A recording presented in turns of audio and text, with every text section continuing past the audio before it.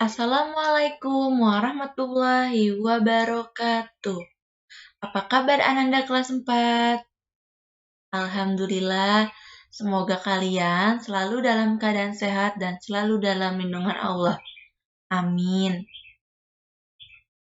Masih tetap semangat ya belajarnya walaupun dari rumah. Hari ini kita akan belajar tema 8, subtema 2, dengan muatan pelajaran bahasa Indonesia. Mari kita mulai pembelajaran ini dengan membaca basmalah.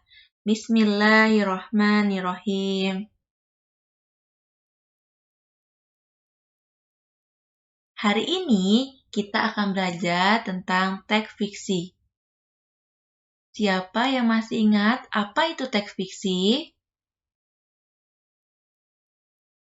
Ya, betul. Teks fiksi adalah teks yang berisi rekaan atau hayalan yang tidak berdasarkan kenyataan. Dalam cerita fiksi terdapat tokoh. Berdasarkan fungsi tokoh dalam suatu cerita, tokoh dibedakan menjadi tokoh protagonis dan tokoh antagonis. Tokoh protagonis adalah tokoh utama dalam suatu cerita, sedangkan tokoh antagonis adalah tokoh yang menjadi penentang tokoh utama.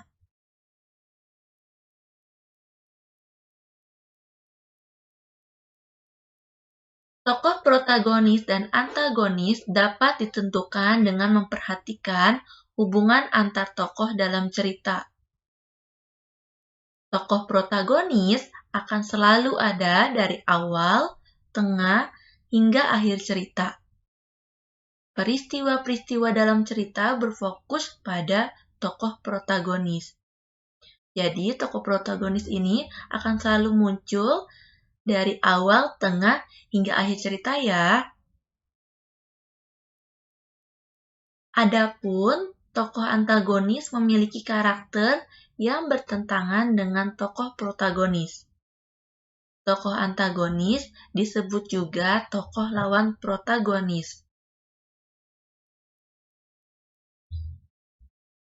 Untuk mengetahui tokoh protagonis dan antagonis dalam suatu cerita, kamu perlu membaca cerita fiksi tersebut secara berulang-ulang dan memahami jalan ceritanya. Selain itu, kamu dapat mengetahuinya dengan menjawab pertanyaan yang berkaitan dengan watak tokoh tersebut. Selanjutnya, menjelaskan karakter tokoh pada teks fiksi.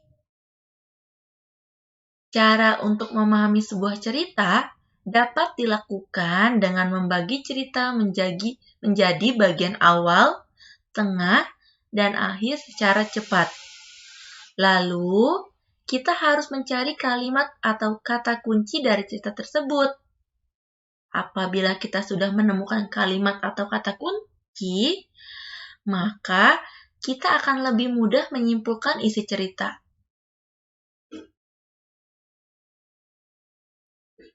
Setiap cerita memiliki alur, latar, dan tokoh yang berbeda-beda. Ketiga hal tersebut membuat cerita menjadi enak dibaca. Alur cerita memengaruhi panjang pendeknya sebuah cerita. Latar menggambarkan lokasi dan waktu cerita tersebut. Sementara itu, kamu juga dapat mengetahui sifat para tokoh melalui kalimat-kalimat dalam cerita tersebut. Selain cerita fiksi, cerita rakyat juga memiliki tokoh. Cerita rakyat biasanya disebut dengan legenda. Tokoh dalam cerita rakyat terdiri dari tokoh antagonis dan tokoh protagonis. Kamu dapat mengetahui nama dan sifat para tokoh setelah membaca cerita dengan saksama. Selanjutnya, menjelaskan hasil identifikasi jenis dan tokoh-tokoh dalam teks fiksi. yaitu fabel. Cerita fiksi memiliki jenis yang beragam. Salah satunya adalah fabel. Fabel merupakan cerita fiksi yang tokoh utamanya adalah hewan yang mampu berbicara dan bertingkah laku seperti manusia. Dalam fabel, sifat-sifat manusia digambarkan oleh sifat-sifat hewan tertentu. Nah, contoh dari fabel ini misalnya cerita kura-kura dan kelinci.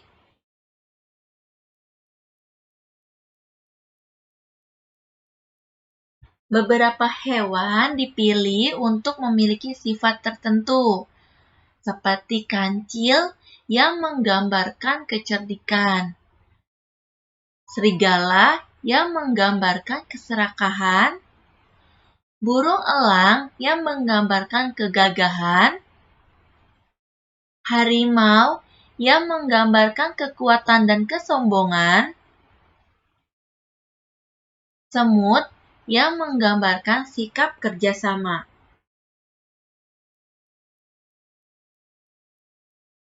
Sekian pembelajaran kita hari ini, semoga bermanfaat dan dapat dipahami dengan baik.